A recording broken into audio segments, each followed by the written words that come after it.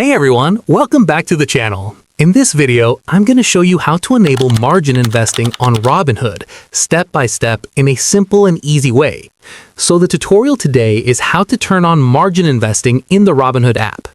Before you get started, there are a few requirements. You'll need a Robinhood Gold subscription and your portfolio value must be at least $2,000.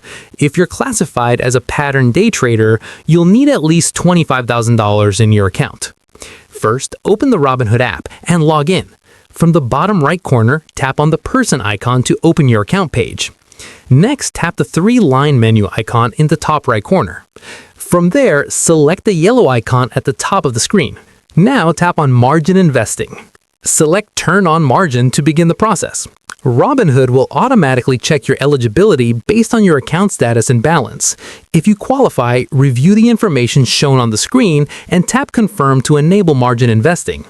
At this point, you also have the option to set a borrowing limit. This can help you manage risk and avoid borrowing more than you're comfortable with.